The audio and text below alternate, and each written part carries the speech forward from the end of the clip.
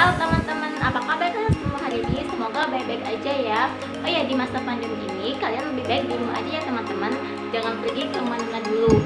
Saya di sini tidak sendirian teman-teman. Saya di sini dengan teman-teman saya yang lainnya. Nah, di sini kami ada informasi menarik nih. Jadi di video kali ini kita akan kepoin salah satu daerah yang ada di Indonesia yang memiliki budaya yang unik, kemudian keindahan alam yang sangat menarik, dan juga budaya masyarakatnya yang sangat baik. Papua, ya betul sekali, Papua adalah salah satu daerah yang akan kita kepoin langsung dalam video kali ini. Kita akan dapat spoiler langsung nih dari teman-teman kita yang ada di Papua. Kita akan tahu apa saja kebiasaan mereka di sana, kemudian tradisi yang mungkin belum kita ketahui. Semuanya akan kita bahas di video kali ini, so jangan sampai kalian skip ya. Let's check this out.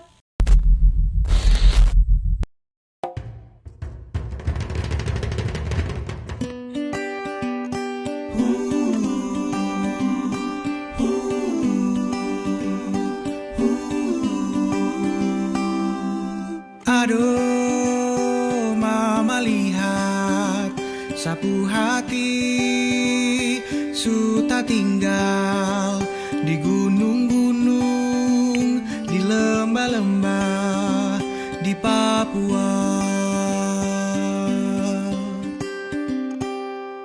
Aduh, mama lihat sapu hati su tenggelam di dasar pasir, di laut biru di Papua.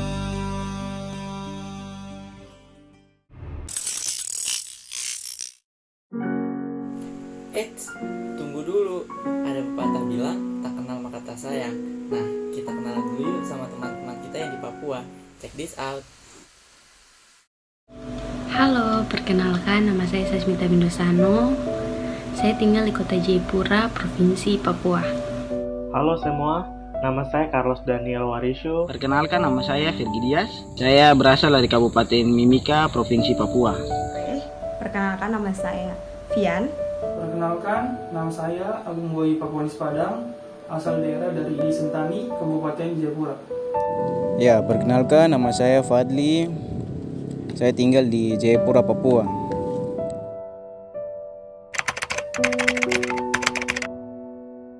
Kegiatan saya sehari-hari dalam jangka waktu saat ini karena sekarang sedang libur perkuliahan.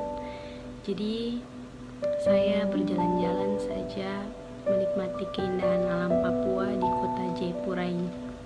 Saya di Papua, itu dulunya sebagai pelajar mulai dari TK sampai SMA, dan lulus SMA langsung kuliah di Jawa, tepatnya di Jawa. Kesibukan dan kegiatan sehari-hari itu sama saja pada umumnya ya, bangun pagi, makan, mandi. Kebetulan ini baru selesai tamat sekolah juga, jadi masih pengangguran lah gitu.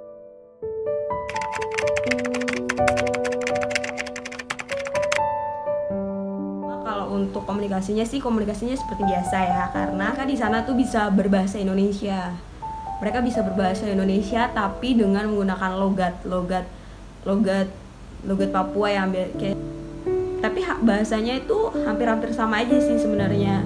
Jadi komunikasinya itu gampang kayak gitu.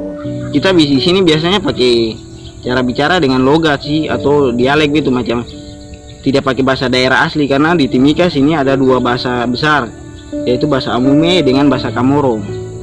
Kalau bahasa dua itu sih tidak bisa sama-sama menyatu begitu karena berbeda. Jadi kita biasanya pakai logat atau dialek gitu. Tentunya banyak sekali ya budaya atau adat di sana. Salah satunya itu budaya Festival Danau Sentani. Itu merupakan festival tahunan sekali yang sering diadakan di pertengahan tahun antara bulan Juni atau Juli. Jadi festival itu untuk memperkenalkan budaya-budaya yang ada di sana. Jadi orang-orang luar semakin lebih mengenal lagi tentang Papua, tepatnya Sentani. Ya, jadi adat dan tradisi di Papua itu ada banyak ya, tergantung wilayahnya masing-masing. Tapi mungkin sebagai satu contoh dari saya punya kampung sendiri di Serui, itu ada Mansoranda. Itu kalau orang baru satu kali pulang ke dia punya kampung halaman sendiri, dia harus injak piring terus harus disiram dengan air di situ. Itu namanya Mansoranda atau injak. Adat istiadat dari daerah Papua, saya akan menjelaskan dari daerah saya sendiri, yaitu Peminangan. Yaitu seorang laki-laki termasuk meminta seorang perempuan untuk menjadi pendamping hidupnya dengan cara memakai pakaian adat, dan keluarga didampingi oleh keluarga dari laki-laki, kemudian membawa piring, pinang, dan uang. Jadi piring dan uang yang dikasih itu untuk membayar capek keluarga dari perempuan yang telah membesarkan anak mereka dari kecil hingga besar. Jadi itu adat dari kampung saya, yaitu dari kampung Waropen.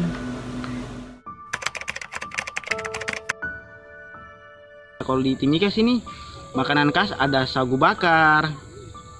Untuk daerah pantai ada kerang, ada olahan dari sagu, ada tambelum. Kalau untuk pegunungan, umumnya orang biasa bikin kegiatan bakar batu. Jadi batu tuh dibakar sampai merah, baru dong tutup dengan seperti dong kasih naik di sayuran, babi atau ayam untuk ditutup. Seperti kalau di Jawa orang biasa bilang apa, ungkep gitu kan. Jadi dikukus gitu dengan batu. Baru nanti selesai itu baru kita makan bersama. Itu biasa acara-acara adat, baru kita makan bersama dengan orang. Kalau makanan khas sendiri tuh ada sih beberapa makanan yang kayak dari ulat sagu, ada juga yang ubi. Sebenarnya cara pengolahannya yang beda. Kalau di sana kayak ubi-ubian sama sayur-sayuran dibakar biasanya. Ada yang dibakar pakai batu kayak gitu.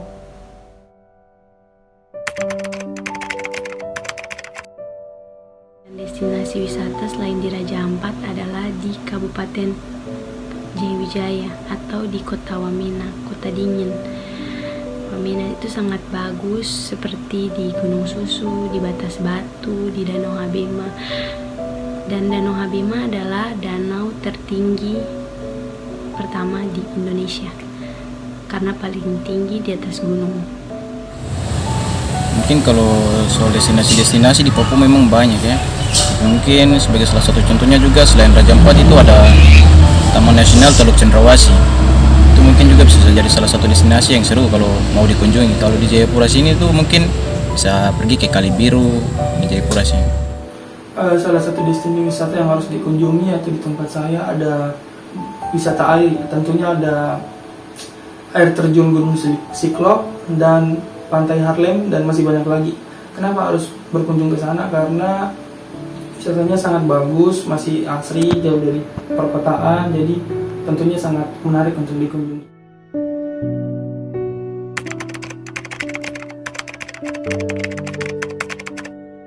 Salah satu daerah di Indonesia yang ingin sekali saya pergi itu di Yogyakarta. Kenapa? Karena Yogyakarta orang bilang kota pelajar, di sana biaya hidup murah, di sana orangnya baik, orangnya ramah. Itu yang bikin saya ingin sekali pergi di Yogyakarta. Di Indonesia, daerah yang ingin saya kunjungi sekali adalah Kota Biak, Papua. Bukan karena saya tinggal di Papua, jadi saya selalu ingin tidak keliling Papua, tidak. Tapi karena Biak memang tempat wisatanya sangat banyak dan sangat indah sekali.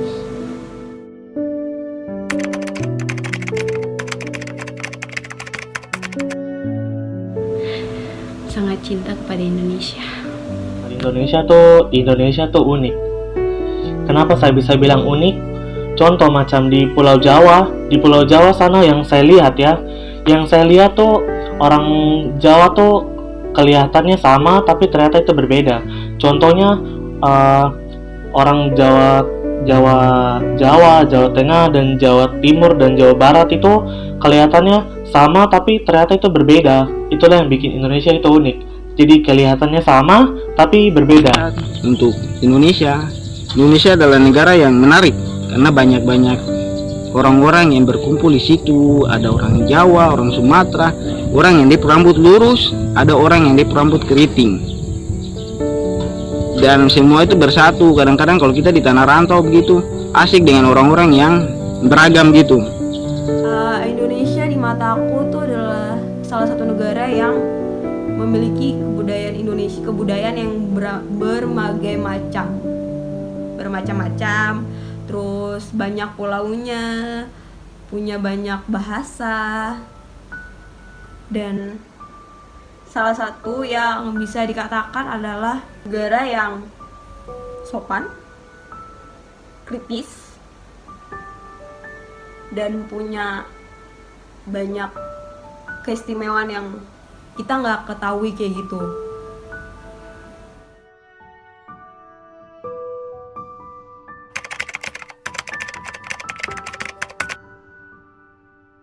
Kita ingin saya wujudkan khususnya untuk Indonesia itu ingin membuat Indonesia ini disebut sebagai negara maju, bukan lagi sebagai negara berkembang, agar bisa bersaing dengan negara-negara yang lain.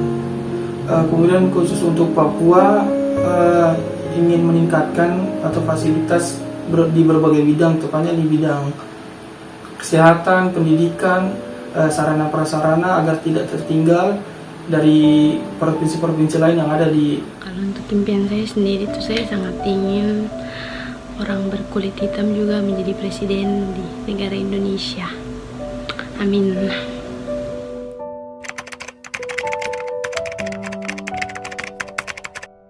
Pesan saya untuk Indonesia, mari kita ini saling menghargai, saling menghormati satu dengan yang lain, saling mengenal satu dengan yang lain. Karena seperti yang saya sudah sampaikan di awal tadi, kalau Indonesia itu kuatnya dengan dia punya beragam suku, dengan dia punya beragam kebudayaan yang luar biasa banyak.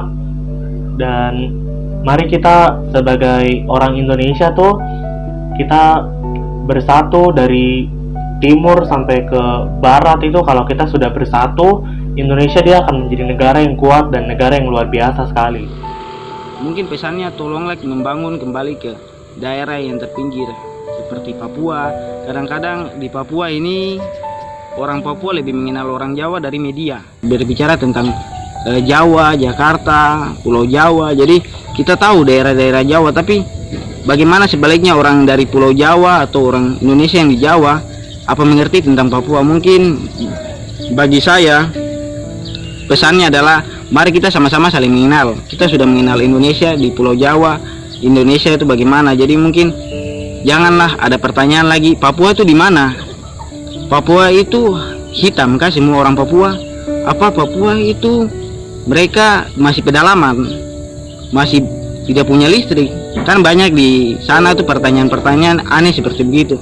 Marilah kita saling mengenal untuk memajukan Indonesia bersama-sama, karena Papua dan Jawa pun atau pulau-pulau yang lain adalah ini bersama-sama itu adalah Indonesia. Ya, jadi dari saya pesan untuk masyarakatnya, tingkatkan pendidikannya supaya kita juga jangan kalah dengan orang-orang yang di luar. Terus untuk pemerintahnya itu tingkatkan kebijaksanaannya supaya masyarakat bisa hidup sejahtera juga di sini. Mungkin dari saya sangat berterima kasih juga kepada Bapak Jokowi karena memperhatikan kami Papua. Semenjak beliau naik, kami daerah Jayapura, Papua dan sebagian besar Papua dibangun segala fasilitas yang sangat mendukung kami masyarakat. Mungkin kedepannya terutama kami masyarakat Papua harus diperhatikan tentang listrik. Banyak kampung-kampung yang belum ada listrik masuk, yang bisa Bapak kan perhatikan, yang di pemerintah pusat lihat. Kami butuh listrik buat orang-orang yang di kampung sana. Orangnya listrik, buat kita punya adik-adik itu malam susah untuk belajar. Mungkin saya dari saya. Untuk Indonesia ya, lebih wawasan untuk masyarakatnya sendiri, wawasannya mungkin lebih harus diperluas ya. Karena gini, karena kebetulan aku itu tinggal SMA sampai kuliah di Jawa. Jadi ada beberapa teman-teman aku yang dari daerah lain ataupun dari orang Jawa atau pokoknya yang bukan dari daerah timur tuh terkadang nggak bisa membedakan Papua, Maluku sama NTT. Dan bagaimana cara kita saling menanggapi dan saling menghormati antara satu dengan yang lain, karena budaya dan kebiasaan satu dengan yang lain itu pasti berbeda-beda. Untuk masyarakat tetap jaga tali silaturahmi, jaga persatuan. Meskipun kita ini dari berbagai macam suku ya, Terus jangan terlalu kemakan hoax yang ada yang diberitakan di sosial media. Cari tahu dulu kebenarannya. Kemudian untuk pemerintah, semoga selalu diberi kemampuan, kekuatan untuk bisa menjalani tugasnya sebagai pemerintahan, agar bisa mengurusi kita sebagai masyarakat dan membuat masyarakat juga percaya bahwa mereka pantas berada di sana, pantas untuk mengurusi negara ini agar bisa lebih maju lagi. Pesan untuk negara Indonesia, tetap maju bersama-sama, Bhinneka Tunggal Ika, dan jangan ada rasisme di antara kita semua. Nah, gimana teman-teman? Banyak banget kan informasi yang baru kita ketahui tentang Papua. Kita harus bangga loh memiliki beragam budaya dengan adat dan tradisi yang berbeda. Dan itu semua hanya ada di Indonesia. Dan Papua ini adalah salah satu di antara berbagai daerah yang memiliki budaya yang unik yang patut kita kenal. Bener banget teman-teman, jadi kita nggak boleh membeda-bedakan entah itu ras, golongan, agama, begitupun dengan budaya, karena tentunya di setiap daerah memiliki ciri yang berbeda-beda, dan itu menjadi salah satu ciri khas dari bangsa kita Indonesia yang kaya akan ragam dan juga budaya. Terima kasih kepada teman-teman